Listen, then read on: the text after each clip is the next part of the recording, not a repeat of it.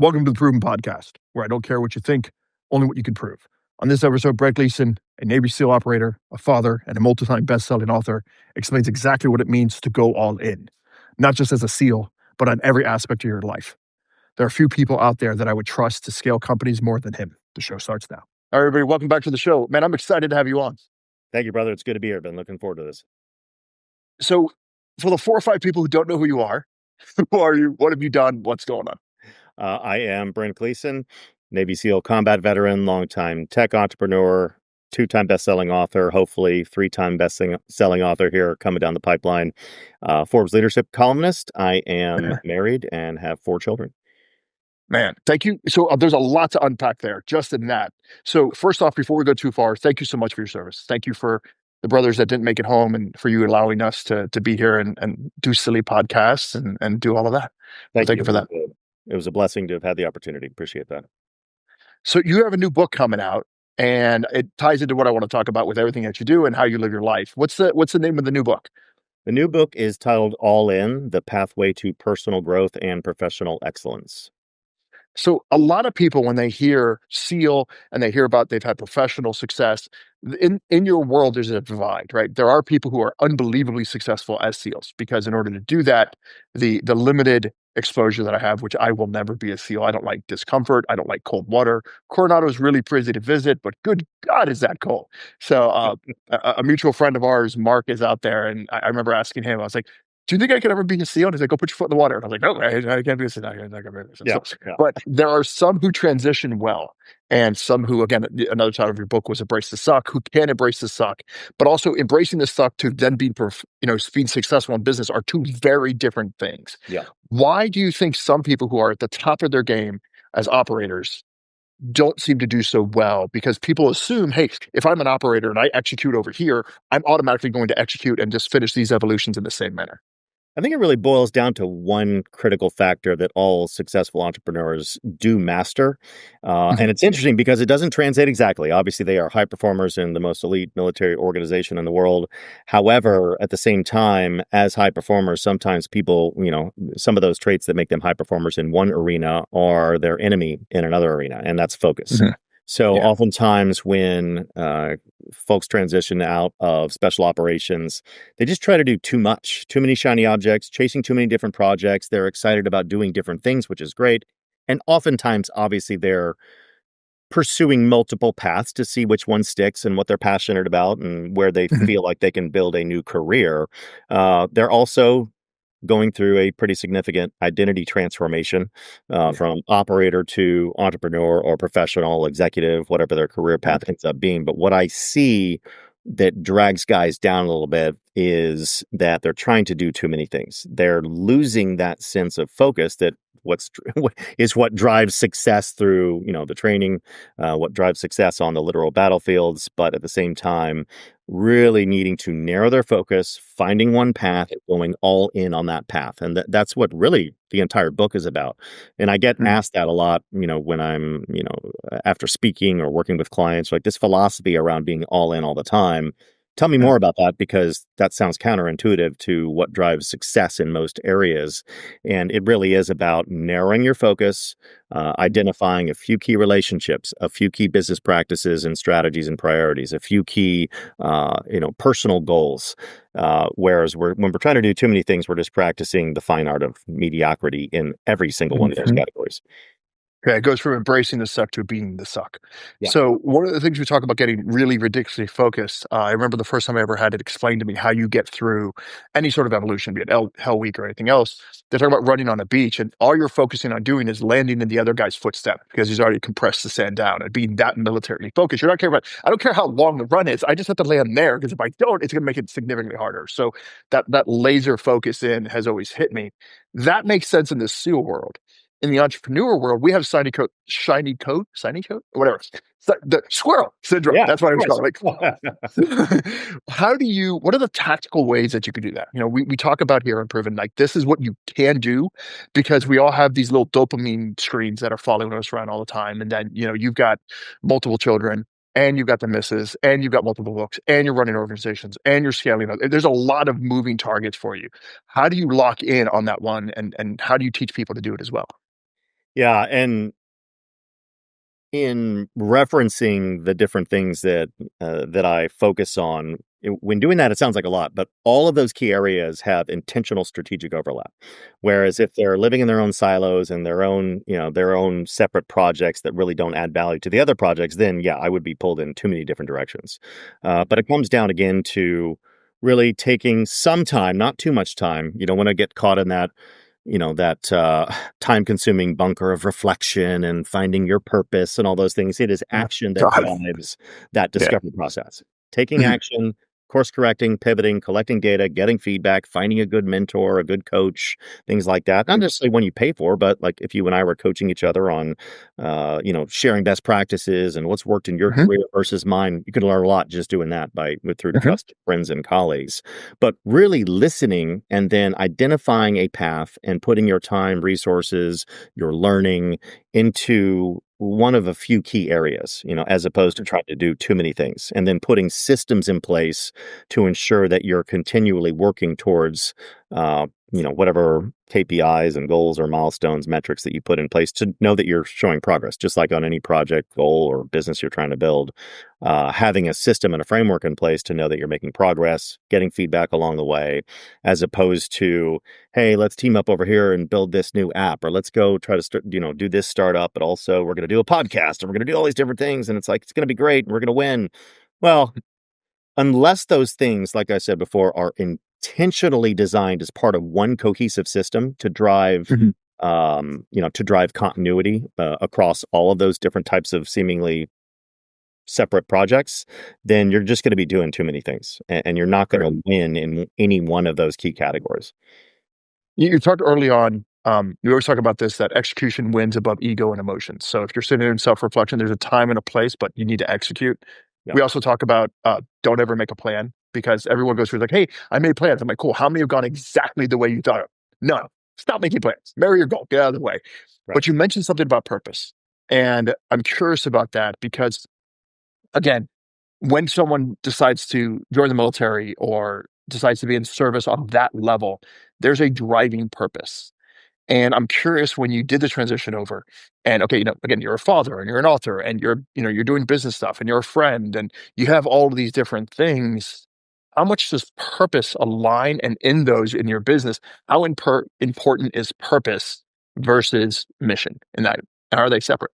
Purpose is incredibly important, but it is a messy path. It doesn't have to be identified all at once. I mean, that's a very difficult thing to do. And as we evolve, we mature, we go through different life experiences, that purpose can take different forms, different shapes, or transform completely.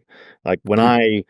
I went to SMU for undergrad in Dallas and I was working in finance for a year. And when I initially decided 6 months before 9/11 to join the Navy and try out for the SEAL program, it was really, quite frankly, more of a selfish goal, a resume building activity, if you Yeah. will. Let's see if I could take on this challenge.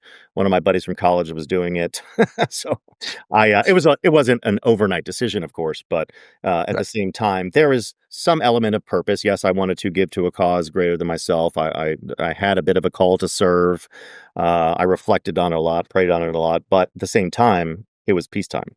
But when nine Right. eleven happened, when my class was going right in the middle of training, going from buds to advanced training, that purpose evolved immensely because there was a new mission and it was Okay. very clear. So, again, things in our life will happen that will evolve or completely transition that purpose, something that we can emotionally connect to that aligns with our values, assuming we've gone through some spent some Some time personal in work. Yeah. defining what those values are. Some of Yeah. those values don't Uh-huh.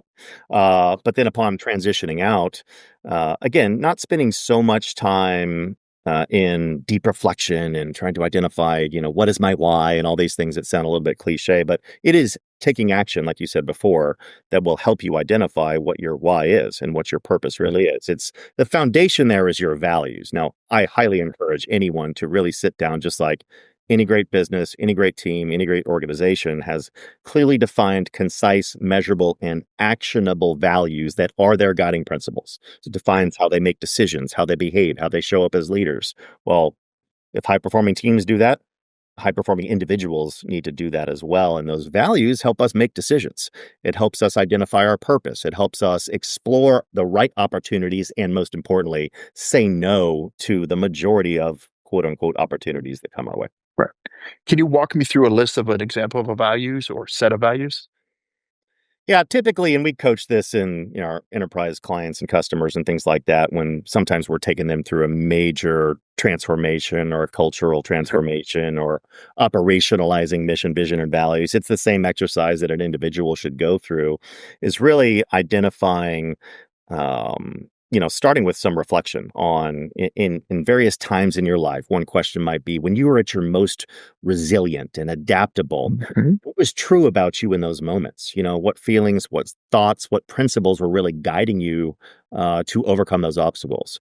Or when you felt the most joy at any time in your life, what was true about you in those moments? And then taking it a step further to start to identify, how do I want to show up every single day for my spouse, for my kids, for my family, for my business, or the team at the organization that I'm a part of, and identifying even down to the granular nature of always never statements. Like today, I will, always do this, that, and the other thing. I will never do this. The never statements obviously correlate to where you're not going to color outside the lines of the Right. values that you've identified. So again, just like any goal, your values ideally should be very concise, very measurable, clearly defined, and have some sort of metrics tied to them. So you know that Mhm. you are actually living those in a measurable way every day. So there's a lot again to unpack there. I love that you talked about always and never. This conversation that goes, you're like, how do I be happy? Well, stop doing the things that make you unhappy. This isn't complicated. It isn't that. So it's just so when you're having like, I will never do this. And we talk about this where people are like, hey, I want to make $50,000 of passive income every single month. Awesome. Then you're never going to take things that deter you from that goal. And people are like, oh, well, that sounds crazy, and it is what it is. Like, cool. Will you let a rhino have sex with your spouse? And they're like, wait, what? That's insane. I would never. What are you talking about? I'm like, okay, that's the level of just repulsion you have to anything that doesn't align What do you with have your against goal. rhinos? Jeez, It is to me with rhinos and giraffes today. It is what it is. I mean, you know me at this point. So it's weird. So exit only. You know me by well. yeah, Exit only. No, not gonna happen. yeah, So from there, people, this is what happens when you get us on a call. yeah. So people talk about systems all the time. It's become very cliche. It's very much like finding your why, which obviously I have resistance to, and your purpose and all of that. There's a difference between processes and systems. And again, you're very tactical in the way you do things, and you've evolved that to become very successful. Most people, take a very long time or never even write a book. You've done three at this point. I mean, I wrote one in 9 days. It hit WSJ 16 days after. I'm good. I'm done. I don't want to do that again because I can't spell to save my life. Yeah. You're spending 2 years doing it. I think that was the mistake I made. And my system or my process was just vomiting it out and then someone else fixed it.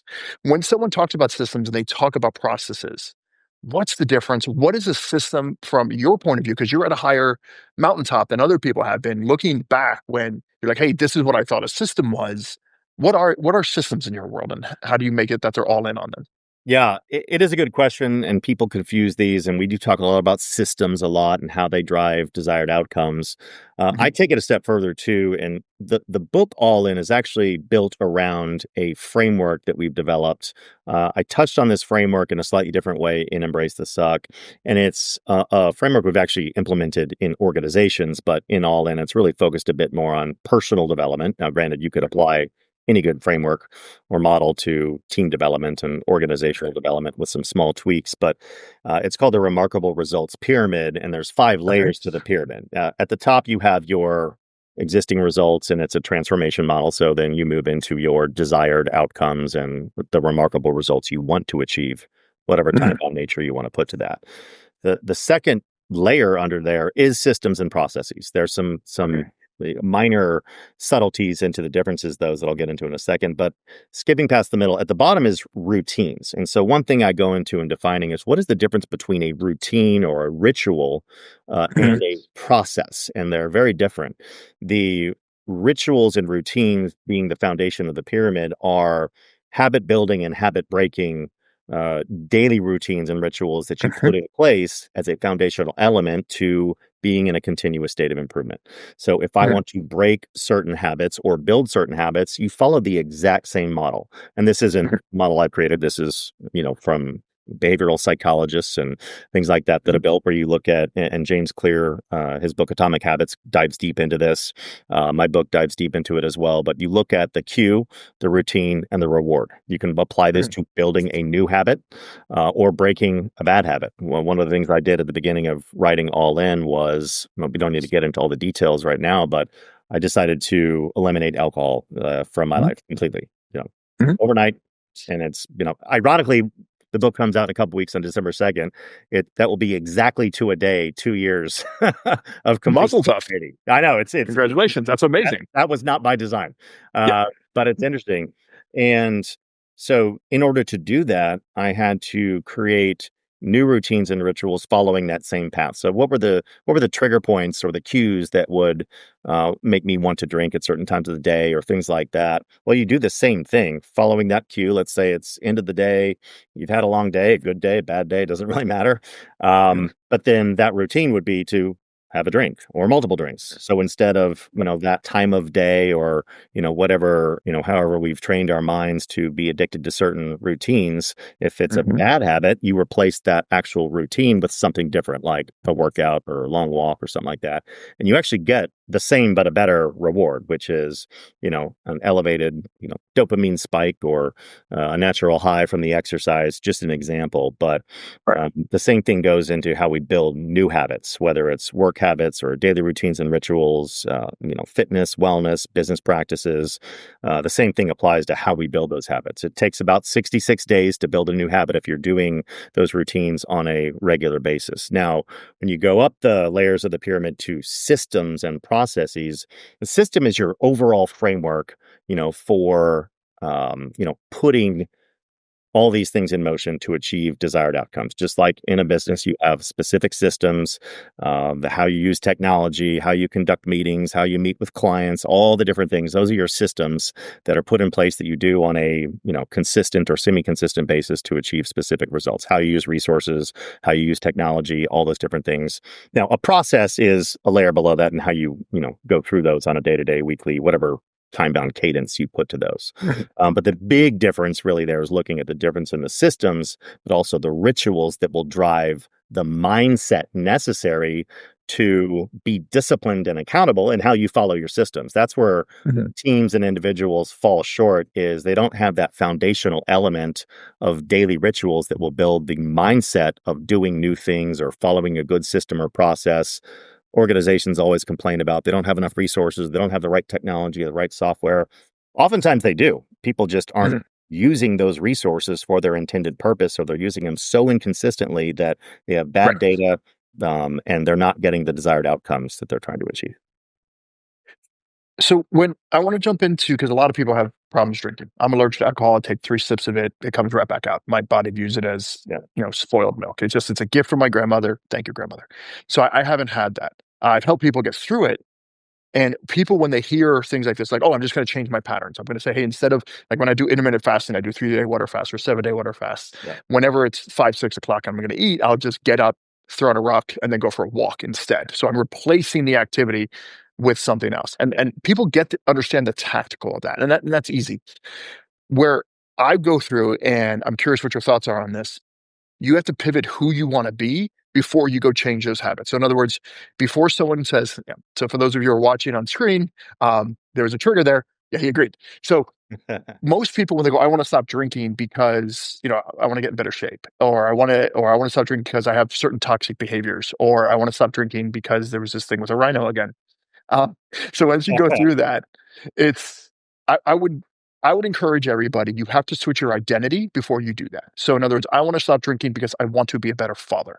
I want to be a better husband. And then you say, okay, a better husband does this. Just like if you're eating I have to watch that. If you're eating not so good food, I had to catch myself there. If Yeah. you're eating not so good food, saying, okay, I'm not going to eat Mickey D's or I'm not going to eat fast food for a week, you're going to break that pattern.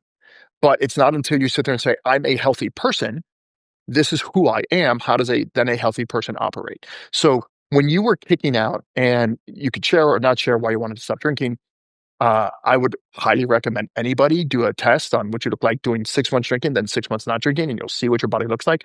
8 years of hospice, it'll give you some data. What you do with that data, awesome. You want to drink? Please, by all means, drink. Have fun. You want to eat Indian food? Please eat Indian food. I'm not going to do either because neither of them taste good to me. So as you're going through that, would you be open to sharing, what was the things that you changed? That was like, hey, this is the time. This is how I'm going to change it. This is important to me enough that if I'm going to go all in on my professional life, if I'm going to go all in on my fitness, I'm going to go on in my personal life. This was something that, again, the laundry list of things you could do, this was one you hit on. Yeah, it's a great question. I could not agree with you more about the identity piece and being Mhm. intentional on what that identity transformation needs to look like. That is a critical piece that people miss, and why they just time and time and time again, they can't stick to a new routine, especially wellness activities or fitness related, or, breaking bad habits or quitting drinking or eating crap, that kind of thing. But it really goes back to the foundation, like you said, of like, who am I trying to become? Why am I doing that? And therefore you're trying to tie some sort of deep emotional connection to that desired outcome. Without that, you will not stick with it. Other distractions will come by. You'll backslide to your old habits, and the reasoning behind why you engage in those bad habits or practices in the first place. For me, it was, and as a SEAL and a combat veteran, I know, stranger to death and loss. But for me, Mhm. the catalyst, and we all have these things, we all experience tragedy, adversity, and loss. That's just part of the human condition. But a couple years ago, we lost my dad suddenly, unexpectedly. And, he was 80 years old. He liked three things only. It was work, working out, and family. Those are the three things. And, Yeah. varying orders depending upon what's going on. And so I got a lot of my work ethic and discipline from my dad, a former Marine, collegiate athlete. And, but when he passed, he had taken a fall, had a brain bleed that was inoperable due to some heart medication that he was on. And that was it. By the grace of God, this is the chilling part of the story. I mean that in the best possible sense. I was in Dallas, where I grew up and where my parents still live or were living. And I go there so often. We have a few of our largest clients and investors in Dallas. So I'm there once or twice a month. Sometimes I was like, Mhm. didn't even mention it to my parents that I was coming in. It was like an overnight in and out.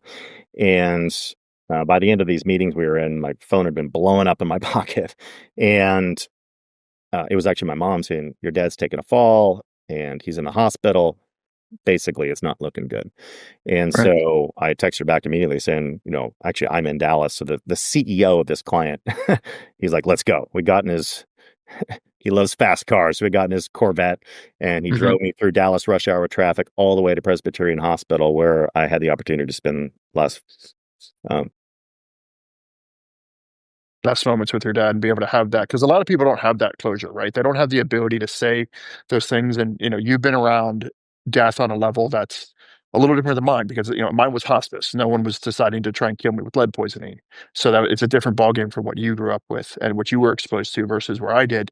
Most people don't have the ability to connect and to share with them and hold that space for them and to really have that moment with their loved ones, which is, again, we talk about this all the time. Somebody got up today and got on a plane and was worried about Christmas gifts, and they're not coming home. Just, it is what it is. Someone's going to get in a car and they're going to have an accident. And taking the time out. So if there's anything you haven't said to the people you love, more than anything else, just whatever you're doing, stop listening to this stupid podcast of these two idiots.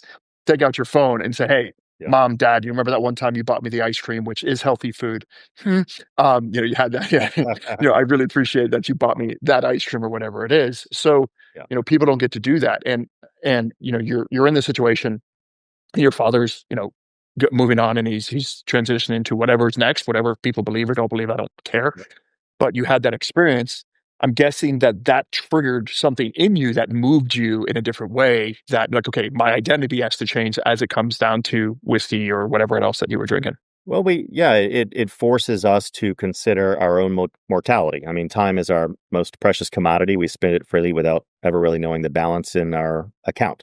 And so that deep reflection period led me through, a lot of people know what kind of that stop start continue methodology is. And I was using that methodology in reflection, thinking about what are things that I need to start doing that will help me maximize the time that I have, and by creating the best possible marriage that I can, the best possible parenting experience that I can, being the best possible Mhm. founder and CEO and entrepreneur and leader that I can be. What should I start doing? And more importantly, what blockages are getting in my way? I've achieved some semblance of success, however you want to define Mhm. that, but there's always more that can be done. And I know there are things that are holding me back, to live a life of meaning and more importantly, a life that has an impact in a positive way on others.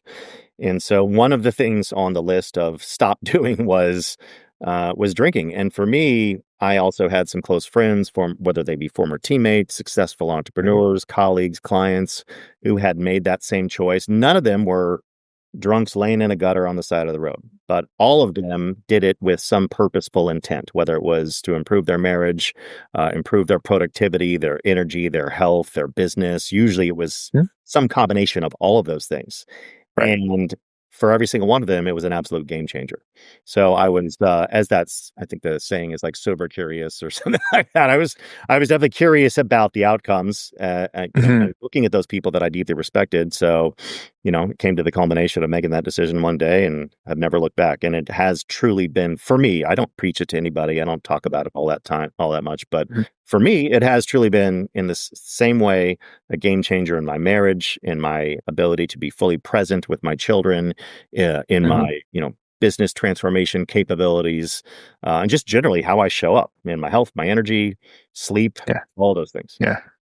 So, you talk about this thing I've never heard of. Sleep? What is sleep? I've never heard of that. What is, yeah, Yeah, it's for entrepreneur there. losers. I don't Yeah, know. it's never. I So read it's funny somewhere it's because important. I just said I'll discover it one day at this point. Yeah. Um, when it comes to, because there's a lot of sugar inside alcohol. And when I purge sugar out of it, it is my addiction, 100%. I love sugar.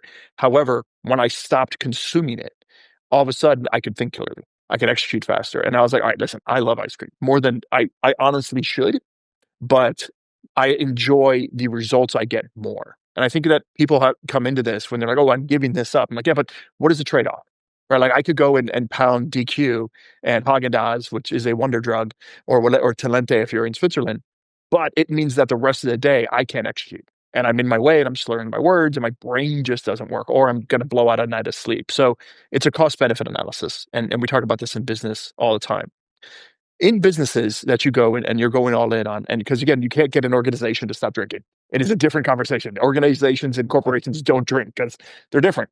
What are some of the patterns and what are the things that you've worked with your clients that you're like, hey, these have proven to be as impactful as purging out certain behaviors? Again, guys, if you want to drink, drink. I don't care. Just don't make me do it. Just do whatever you want to do.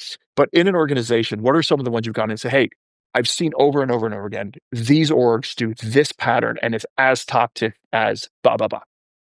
Yeah, the interesting thing in having clients and customers, on both the management consulting and enterprise software side. Usually it's a combination of both, but different types of organizations all over the world, different industries, different sizes. As most of us know, their challenges and opportunities are uniquely similar, because most organizations, if not all of them, are made up of human beings, and human beings are driving whatever those outcomes, behaviorals, cultural, and team dynamics that exist within those organizations, which are going to be either haphazard or by design. High performing organizations and teams, that is purely by design. The cultural dynamics, team dynamics, values orientation, that is something that is actively managed every single second of every single day.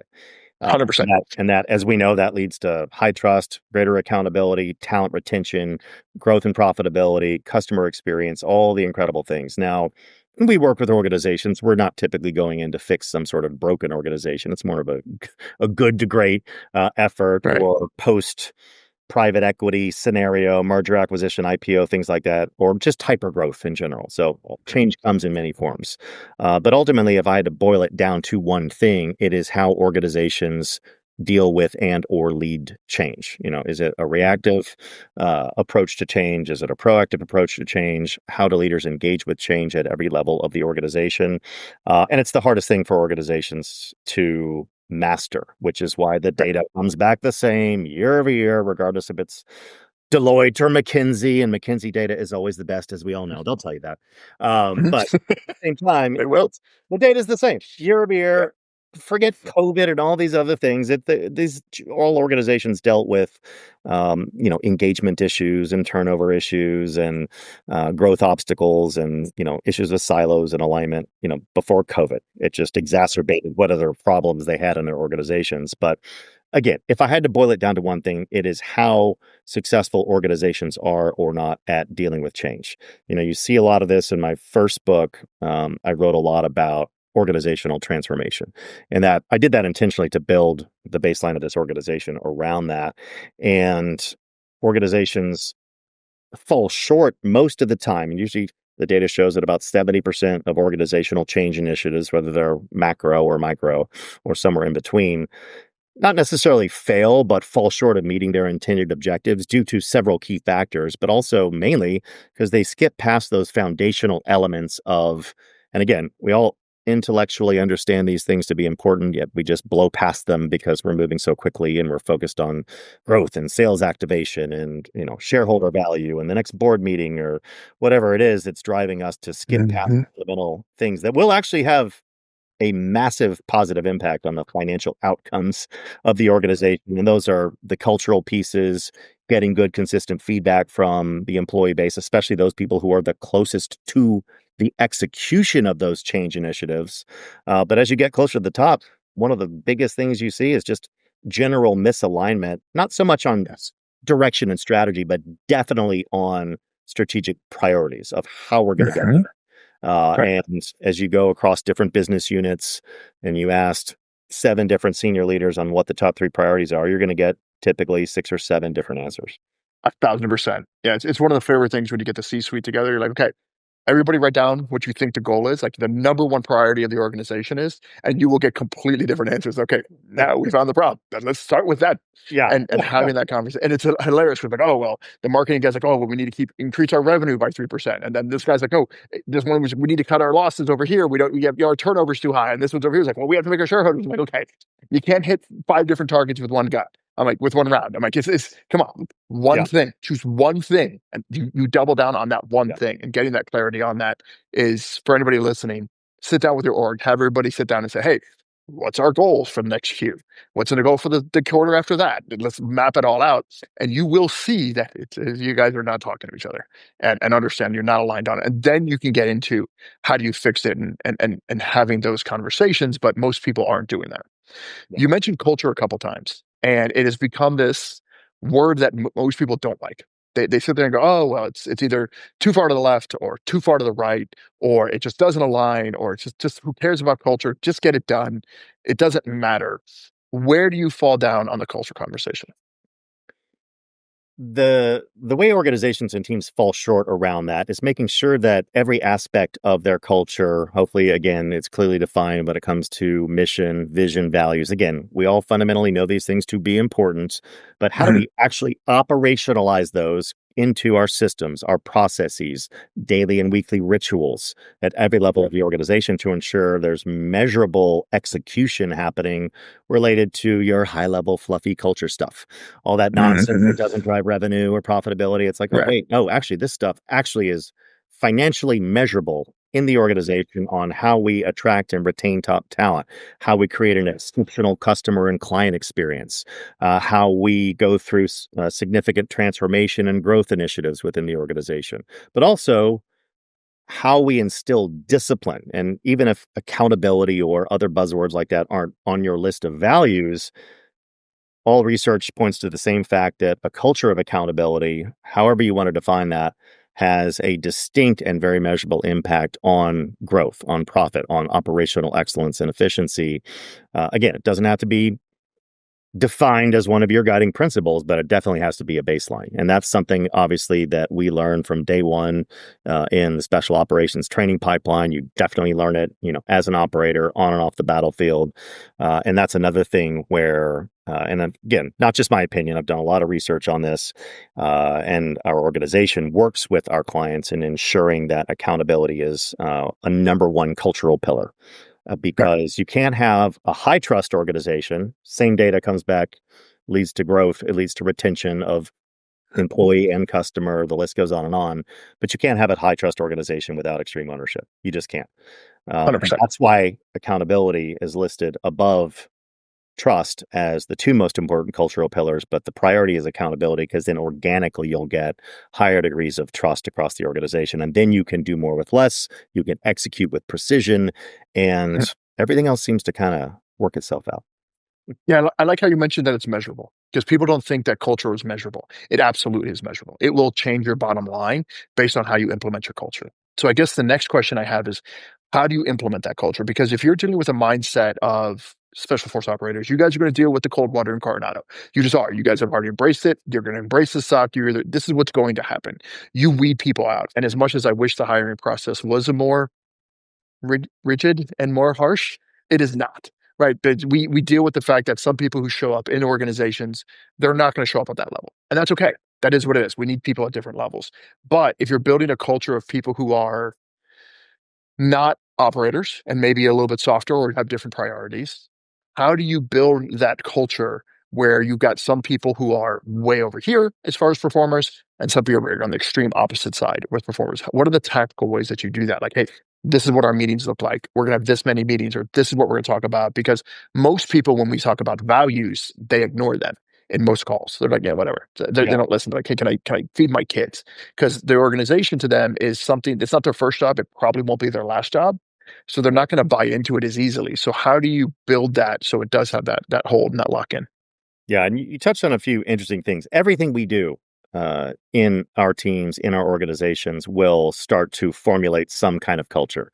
And Hmm. again, it's either haphazard, like it is in, unfortunately, the majority of organizations, or it is by design in high performing organizations, something that's actively managed. It's it's integrated into every single operating rhythm. To your point, in how you conduct meetings, how into performance management systems, decision making frameworks for managers and leaders at every level, but also for non-people leaders. These types of things are put in place so that you can actually have a flatter organization, you can decentralize, you can create a greater sense of autonomy. So let's take, for example, core values. People can understand that, they can visualize it. Let's take a typical core value, let's say integrity, for example, where organizations fall short is they list, 5 or 6 cool core values. They look great on the boardroom wall. They look great to customers and they sound good. And yes, okay, integrity and excellence and all these customer obsession and all the typical Right. core values. Yeah, it's great, but how do you define that in your organization? Right. Like specifically define it. When we say integrity or customer obsession, what is our distinct definition of that? Document it. And then a layer below that is defining specifically, and not just in performance management systems, but defining for the entire organization how we know we are meeting the standard of integrity, because our behavior will dictate standards, regardless of what we've defined. If I am 100%. if I'm behaving this way over here, that's the standard, not Yes. what we've defined. And Mhm. as leaders, we get the behaviors that we tolerate. That's the baseline. Yes. And so, how do we know we're specifically meeting that standard of integrity based on our definition? How do we define exceeding that standard? And how do we define missing that standard? Where are we below board? Where are we above board? And so, doing that with your values, doing that with any types of uh, culture manifestos or anything you've defined as guiding principles, but also, same thing applies to your mission, to your vision. And I know people start to roll their eyes on mission statements or vision statements. No, same thing. If you're going to have it, it better be authentic and it better Right. guide every single decision from strategic partnerships to customer Mhm. acquisition, employee acquisition, Yeah. if you will, growth strategies, all those different things, Everything. but integrated into every single system, every process, every cultural ritual, so that these are living, breathing things that are frameworks in your organization as opposed to just things that sound nice or look good on your website or on the wall in your office or to Yeah. customers. But I also think it's important. I agree with all of that. I also think it's really important that whoever is in the organization, that the lowest common denominator can articulate it and fully understand it. If you made it so that, the, again, lowest common denominator does not fully understand it, embrace it, then you have failed because then you've got a break in the chain. So when you do get breaks in the chain, how do you reward the high end achievers, like the people who are crushing it, versus the individuals who are not? And you've got, because you're always going to have it. There's going to be days where people perform. There's days that no people perform, but there are also going to be individuals who are toxic to the culture. There are going to be those, and that's a simple answer, right? Those are the extremes. what happens when you're having someone in flux where they're decent and you kind of value them, but they're not performing well and they're not aligning? How do you get them? Again, go back to our duct tape conversation we had earlier. We can't duct tape them to the wall and they can do what we want to do. How do you get people to start performing and executing in a manner that also adheres to that culture? Yeah, I've found waterboarding to be incredibly Love it. It works really well, unless you're a free diver. performance management tool. Yeah, Yeah, no, I we're tried both that going to hell for probably so many reasons. HR, legal had a fit. It didn't work, but God, HR, you're those always in things the way. it doesn't translate from special operations over to it. Really Anyways, doesn't. well, kind of like we talked about, in this sort of more performance management related topic, you're making your life a lot easier when you've clearly defined all those different metrics and definitions and Mhm. KPIs that associate with those defined cultural pillars, if you will, for the Mhm. organization. Because then there's zero ambiguity. So we're not just measuring performance on the tactical day-to-day execution of your job function or based on your job description or whatever goals we've set for you. You're based on your behavior, you're based on your values orientation, and so that is part of what you're being evaluated on every single day, and not just in your one-on-ones and that kind of nonsense, but every single day. These are Every conversations action. and stories that are being told, and you're elevating people based on those values, or you're having performance management conversations or constructive feedback conversations based on where they're coloring outside the lines of those values. It leaves room for no interpretation, no ambiguity. You're pointing to this, okay, you're missing the standard here, or you're exceeding the standard, or incredible. You are a change evangelist and a culture carrier. You're exceeding the standard in every category. Now, where we all make this mistake is that, and we love the model around radical candor. Kim Scott created it. It's a 2x2 framework. The vertical axis is caring personally. So any good leader, any good team member, you want to, without crossing barriers, care personally about your Mhm. Right. teammates. So that we can elevate them, we can learn from one another. It creates a trusting environment. But more importantly, the horizontal axis is challenging directly. So because I care about you personally, I'm going to tell you what you need to hear, and you're going to tell me what I need to hear so that we can all be in a continuous state of improvement, not waiting Mhm. for some one on one or some performance management conversation Right. that's scheduled for next month. Like right now, in the moment, or in a debrief, or during a meeting, in a group setting if need be, where feathers aren't ruffled because we trust each other. And so when you have people that have consistently been, to your point earlier, toxic to the team, you need to Mhm. have one or two hard conversations, and then you need to eliminate those people from the organization, regardless Yes. of their rank, regardless of their title, regardless of their tenure. Yeah. Tenure and rank can often be the driving forces of toxicity because they are 100%. anti-change. Yes. Now, if it's somebody who you believe to be, you know, a culture carrier, they're doing their best, or they're going through some sort of transformation in their personal Old life, space. give Yeah. them the time. Some organizations, we have one a client that actually does this well, and they will some organizations are bad at this, and they'll move people around. They'll hang on to people that are good, or they'll move them over here, give them another career path opportunity over here. Some organizations do that so they can avoid making tough decisions. And they're like, oh, we don't want to Mhm. get rid of Timmy because we like Timmy, but Timmy sucks. But I don't want to Right. fire him, so let's move Timmy to marketing and see if he thrives over there. Oh, Timmy Put sucks. him in HR. That doesn't help out Yeah, anyone I know. either. It's Just like put him move in them HR. to, Never sport too much. TV but but when we do that authentically and through getting good feedback from team members and finding a home for someone in our organizations where they will thrive, that can work. But otherwise, as leaders, and I don't mean by title necessarily, we have a responsibility to the team, first and foremost. And if Yeah. there are people who are dragging the team down, because if you have one person who's underperforming or toxic, or typically both, whatever that looks like from a performance manager standpoint, it's impacting 5, 6, 10 other people, other business units, other departments. And therefore, it's damaging trust in leadership because we hang on to those people for too long. I've done it many times, unfortunately, Mhm. not many, but for all different types of reasons, we hang on to them for too long. We, Mhm. we gain that wisdom through, looking back and saying, wow, I should have done that 6 months ago. Or Yeah. people are asking me, why didn't you make that decision 6 months ago or a year ago? Yeah. And the same thing with, clients and customers. We have to make sure that we're aligned Yes. from a values perspective. I mean, you're nodding. I know you've had those experiences. I've had them for sure, where we're aligned with the wrong clients, wrong customers, or they treat our Yeah. team like crap.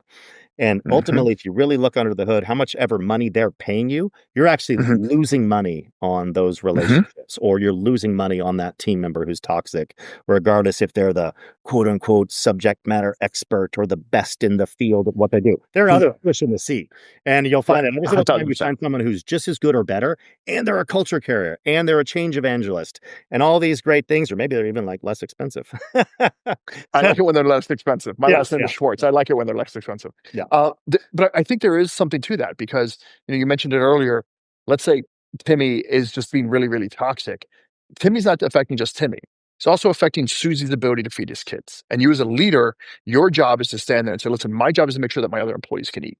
You're physically taking away from my ability to execute right now. You're hurting everyone else around you. I have a responsibility to their families that I need to do this." And I think you talked about it before where you decided to quit alcohol. You're leading in every action. Everything you do, your kids are watching you going, "Oh, okay, well, dad has exceeded and he's excelled in this environment.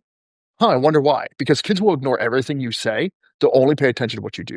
yeah, And we have this conversation in our leadership organizations as well. When I come in, I'm dressed a certain way, I act a certain way, I interact a certain way. Because on purpose, that is the example I want to be. yeah, Now, I will adjust my example because I know there's going to come as a surprise. I'm far from perfect. Ask anybody I've ever dated in my entire life. They will tell you I'm far from perfect. But in this environment, going through, hey, you know what? I'm flawed and I'm going to make mistakes, but I'm going to try to adjust those as quickly as humanly possible. You mentioned that you have a very specific organization and you consult with people. What do you do? And, what does the organization do? And then what is the first thing that you normally do as far as eval when you go in, when you're trying to get, basic information and you deploy the team out and you need a sit rep on it. When you're going through that, you walk in and say, "Okay, here's this company. It's McDonald's. They clearly make amazing food. What is the organization that it does? And then what is the first thing you always that's it? Is it culture? What is it you immediately attack?" yeah. It's again, company's called Accelerate, and we are a fully integrated hybrid of management consulting and enterprise software. So one of the, Mhm. and that is purely by design. So we spent 5 years as a management consulting firm, also to identify the AI technology and software opportunities for Fun. what are these organizations spending millions of dollars on that nobody uses? What do they have and they like? What features are being adopted versus not being adopted in different types, whether it's workforce technology, productivity tools, performance management systems, all these different things. And 5 years of in-depth work and research and getting feedback from our clients based on those resources too, because oftentimes we're doing transformation work or organizational development work, and that Mhm. always involves tools and resources or Duct tape. getting duct tape and getting rid of old duct tape and buying new duct tape. Yeah. Yes. Um, That's all. It's all about. yeah. And so, um, that being said, we're industry and vertically agnostic, but we do a lot of work, for example, in healthcare, a lot in, ironically, construction is one of our biggest industries. They just keep coming. Hmm. God And bless it. yeah, I mean, it's one industry that doesn't seem to be typically overly impacted by economic cycles or COVID. Mhm. They keep going. And now with Mhm. AI and technology, just building and data centers and all these different things, there's so much growth. We work with a lot of big airlines, hypergrowth tech companies, things like that. So all of our clients, customers are in some state of transformation, whether it's hypergrowth, pre or post IPO, going through private equity driven M&A scenarios, or just trying to go through some sort of transformation to drive more operational efficiency or uh, improve engagement and retention. Usually it's some version of all of that. And so the first thing we do, of course, is to go in and do a in-depth diagnostic analysis, both, and that usually involves around discovery on existing operating rhythms, doing a culture diagnostic, doing executive interviews and feedback using our software tools and AI tools to really dig in and look at how aligned is culture with strategy and desired outcomes, where are the silos, where are the blockages, and just generally getting a sense from them on what are the challenges, what are the opportunities, and how are you going to capitalize on those opportunities to drive growth and change, and what blockages do we need to address immediately in a prioritized fashion, because there's always going to be a lot, Mhm. to ensure that those are no longer blockages to growth and change. And so, whether it's again an airline or a hypergrowth company seeking IPO in the next 24 months, Mhm. usually a lot of the things that need to be focused on or executed are very similar. There's cultural elements to it. There's strategic leadership alignment pieces to it. And also just a lot of these organizations have elevated people into management positions in the middle that have no management training, more importantly, no leadership training. They need to go away. Or they go from subject matter expert or your best salesperson to VP of sales. And you're like, holy shit, that was a terrible idea. That was absolutely Got a ineffective. sniper off the battlefield, and now they're trying to lead all the other snipers, but Yeah, somehow not a revenue good idea. has dipped. I don't know what's happening. Yeah, I don't know why. Yeah, I took my best salesman out of the field and then put him in charge of all of them. Like, oh my god, I love that you say that there's for some reason not alignment. I don't know what you're talking about. I've never experienced that before in any organization ever. Oh, okay. So I'm going to be kind of selfish here and tie it to a couple things because there are things and there are people that you've met that are no longer with us, and we lost some people and that were part of the teams. And I want to make sure that not only do we remember them, but we also remember the lessons from them. So take a couple minutes here and because it's just a selfish thing for me because I could not ever do that. I'm lucky I have a torn labrum in my left arm. I can't lift, so I can't physically do that stuff on purpose. But on top of that, I can hide behind that excuse all day long. But no, I'm a very delicate, sensitive snowflake. Just it's not gonna happen. I don't like I don't know if I discomfort. believe you, but all right, we'll go with that. Talk to Mark about it. He'll give you some more insight. He's more aligned on where you are. By the way, I try to put this one like, please don't make me uncomfortable. I've already done that. I've embraced the suck. I don't want to embrace the suck anymore. I'm Yeah. good. Neither So do I. I like comfort. comfortable. I was like, the reason I decided to make the money I want to make is because I want to at least be in business class. If I'm not in business class, I have failed somewhere along the line. So that or the plane's really small. Yeah. So I'd love to talk about, not only the people that we've lost and to give, to share them and so we won't forget them and that what their legacy and who they are and connection, their lessons, but also what you learned from them and maybe even in the process of us losing them, what the lessons that you got to that makes you a better husband, makes you a better father, makes you a better operator, makes you a better, leader in your world. I'd love to hear and talk about some of those guys. Yeah, I mean, I tend to think about this, unfortunately, in chronological order. 20 years Perfect. of conflict. My first experience with the loss of a teammate started in Hell Week, like literally Mhm, week 5 of my Navy SEAL career. mhm, And we lost our class leader during Hell Week. It was mhm, Thursday, and he had and the lesson here is he was a phenomenal leader, a true servant leader in every sense of the word. He put the class's needs before his own every day, every single time, including during Hell Week when he entered Hell Week, like a lot of guys do, with severe pneumonia. Refused to quit.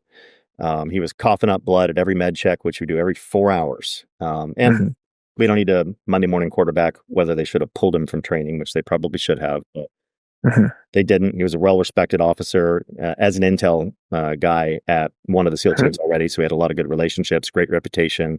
So I think they, let him stay the course. But pneumonia turned pulmonary edema, and he ended up drowning yeah, in the pool. yeah, And it, interestingly, when we were, formally briefed that John was gone, literally the CEO of Buds at the time, and this is sort of an introduction to the mindset and culture of naval special warfare out of necessity. It's not about being macho. Literally, all he said mhm, to us was, "Hey guys, listen up. We'd been waiting in the classroom for a few hours. He came in, wasted no time. Listen up. Lieutenant John Scott's pronounced dead at 1:30 a.m." He looked at the second officer in command. And he said, "Lieutenant Parado, you're in charge of the class now." That's all he said. And he said, "Gentlemen, get used to this feeling that you have right now.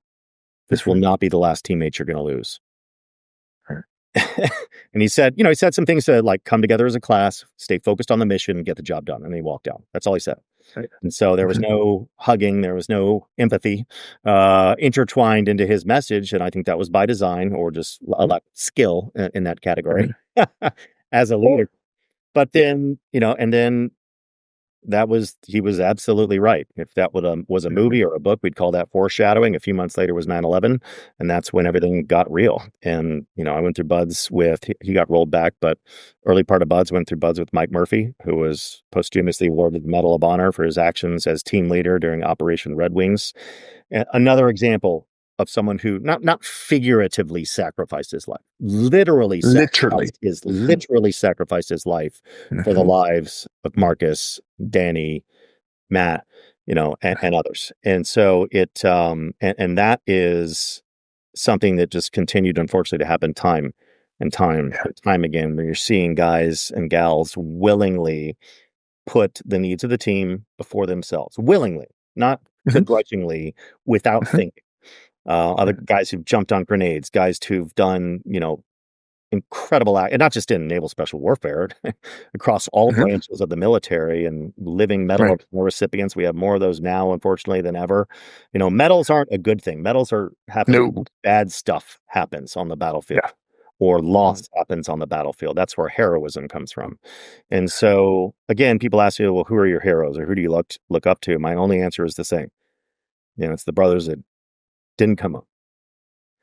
And we carry you carry guilt, for that type of thing naturally. Of course, we all do as humans with survivor's guilt, whatever label we Mhm. want to put to that. But at the same time, I truly believe if we were to ask any one of those individuals if they were here with us today or on this podcast right now, if they had any regrets, I would venture to say their response would be not one, because they, Yeah. again, going back to it, they were purpose driven. Their lives had meaning.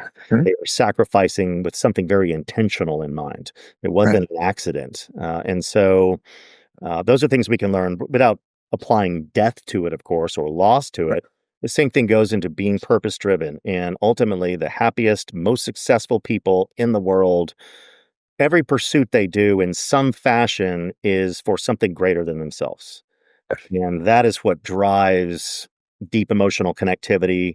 It's what drives resilience in the face of adversity. It's what drives whether it's, week one of buds or, overcoming massive obstacles while you're trying to build a startup, which every Mhm. single day there's either something good that's happening or something bad that's happening, but maintaining focus. So there's one last piece on that is, that you learn from the brothers and sisters we're talking about, or just people who are naturally very resilient or who've worked on resilience, they do two things simultaneously. They maintain a long term emotional connection to what they're trying to accomplish, or the relationship they're trying to build or maintain, or the cause that they're giving to, while simultaneously not just accepting the obstacles or the pain or the suffering or stress, anxiety, and adversity, but leaning into it, Mhm. really leaning into it It's in your the fuel moment source. every day because they know it's part of the journey. Right. I think it's, what your commanding officer did with, when CO came in and said, get used to it, let's keep going. It was the idea that this isn't going to stop. This doesn't mean you don't reflect on it later, but right now that makes this combat ineffective. If we sit here and we stop and we have this moment, I'm trying to train you that in the future, when you're downrange and someone's trying to put holes in you, it's going to happen. And if you stop at that moment, you're putting not only yourself, but everyone else at risk. And I think Yeah. people don't understand that. I think they look at people that have been in your world and the people that I've been blessed enough to call friends and to coach and be part of that world and get them through some of their survival guilt and some of the PTSD. It's helping them understand that there is a time and a place to address it. There is a time when you have to sit with it, and whatever you run away from, it's just going to come back bigger. So whatever your fear is, run towards it. It's your shoreline. It's your way home. But there's a time and a place. Amen. And I don't think people embrace it enough and don't understand that enough because they view it as being callous or being indifferent. And it's no different to make it less dramatic that if you're playing football and a guy tackles you and you get a Charlie horse, deal with it after the play's over. You've got to keep running the play. It's just, yes, your leg doesn't work so good right now. It's okay. It will work again at some point. Let's go. Just, again, we No talk about all the medicine time, in a versus gunfight. sex. Yeah, there you go. There you go. So I think those are important factors. And I also think, something you mentioned, yeah. So yeah, they're willing to die to get that done and to sacrifice the ultimate sacrifice. And most people are like, oh, that's the ultimate sacrifice. Yeah, but are you willing to? Are you willing to? You're willing to die. Or are you willing to live? Are you willing to change how you approach, how you show up? Like you talk about with your, drinking. How am I showing up for my kids, my wife, my partner? Am I being the best version of me that I can be with my knowledge of where I am right now? That might change down the road. I might decide that down the road, I want to transition into being a flamingo that dances around with a rhino to bring that back again for some weird reason, whatever it is. Um, you know, going with it and doing the best you can with what you have, with that purpose, with every step, landing the other footstep, and going from there. Man, I there's so much value in what you do above and beyond because again, I get that the everyone's like, oh, SEAL, that's a chapter and that's great. But I think what you've done on a professional level and the people you've been in service for and how you're helping out those is as impactful, and to do it on such elite status is very challenging to do, especially with the transitioning out of what you did beforehand. It's not a, a buddy of mine worked for the IDF, and someone came up. We were at the range, and we are being professional hole punchers at this point. And he comes up, he goes, "Have you ever?" The stupid question you always get from these guys, and he goes, "Have you ever? Have you ever killed anyone?" He goes, "We don't make cupcakes." And he was just like that, but that doesn't define me of who I am. I am a father. I am a husband. There is far more than me than just this. And I think for the people who do have the honor of meeting the gifts that you guys are, the operators and the special forces and the people who are in service to our country, the only thing I would ask is don't just see them as that. Yes, you guys did that, and it's something I will never understand, and I'm an unbelievable, just humbled and just in awe of what you guys have done. But when you talk to other people, like our friend Mark, he's so much more than what he did with that when he did in the teams. Mark is a gift of a human being, and how we approach his spirituality and awareness and all that. There's so much value on that. Yeah, could he teach me how to build my kit differently? Er, but I don't care. Right. There's so much of the stuff that you're bringing, the business and the proven things that you do over and over again is just, it's all inspiring as much as the other stuff is. And um, if people are trying to track you down and they're like, okay, if Charles is willing to give this much praise to someone, how do they track you down? How do they learn more? How do they get access to the new book, All In? I want a copy, so I expect a signed copy very soon, fucker. Yep. Um, Absolutely. how do people get a hold of you? How do they connect with you? Sure. I'll go in reverse order. The book All In comes out on December 2nd. Obviously, you can pre-order it now on any of your favorite retailers, so Amazon or whatever retailer Mhm. you prefer. Again, the title is All In: The Pathway to Personal Growth and Professional Excellence. I'm on LinkedIn, of course, so find me on LinkedIn, Instagram, Brent_Gleeson, and our company website is accelerate.ai, but that is spelled EXLR, the number 8.ai. I'm gonna pick on you for that later. So As well you you had to should. spell it out. Absolutely. It's like EAL Batman symbol for Sanskrit. Like, what are you doing? I heard So it too anyway, when I was saying it. all right. I appreciate you coming on. Thank you so very much. Thank you, brother. While many leaders are distracted by shiny objects and complex strategies, Brent Gleeson proved that professional excellence is achieved through laser focus and an all-in commitment built on a foundation of daily rituals. Stop practicing the fine art of mediocrity and start implementing the concise, measurable systems that transform your identity and drive your remarkable results.